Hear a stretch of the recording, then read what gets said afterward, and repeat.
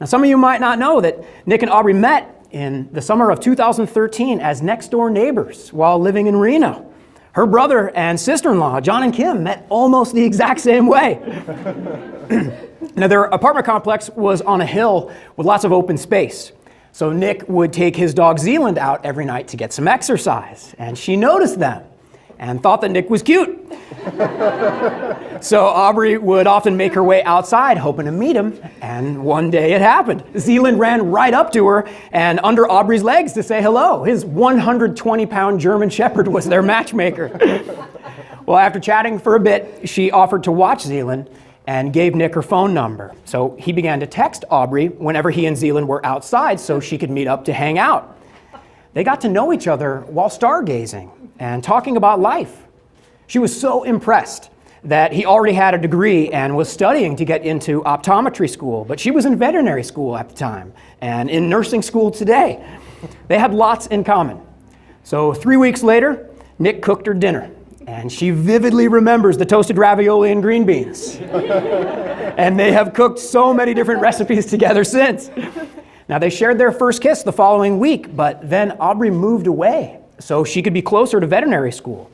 After a month or so passed, Nick knew that he needed her in his life.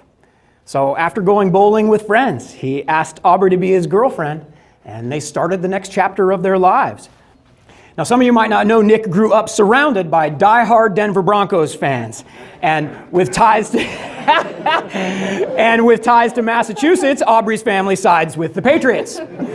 So every year when those teams play, they all have fun talking trash to each other.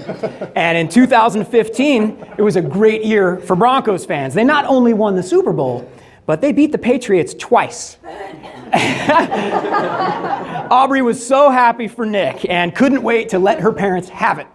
Her enthusiasm is one of his fondest memories and sealed the deal. Nick asked her to marry him the following month. So he began to stalk her Pinterest account for ring ideas, and he got to work planning.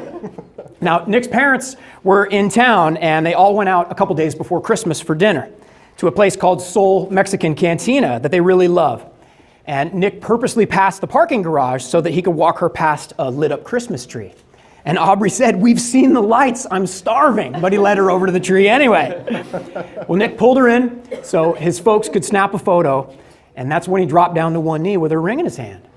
And he said, "Make me the happiest man and marry me." And she fanned her face to keep from crying and then grabbed Nick and pulled him in and gave him a big hug and kiss. And Nick's dad then yelled out, "Is that a yes?" "Yes," Aubrey said, and then his mom started screaming with excitement.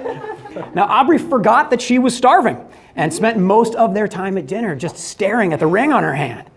They walked hand in hand around the nearby shops afterward, and that's when they began to plan for today. Today marks another new chapter in the adventures of Nick and Aubrey as they proclaim their love to the world and unite in marriage. Today, they'll promise to give themselves freely and generously into the hands of one another for life. So we're all here to celebrate their love and their future together as husband and wife.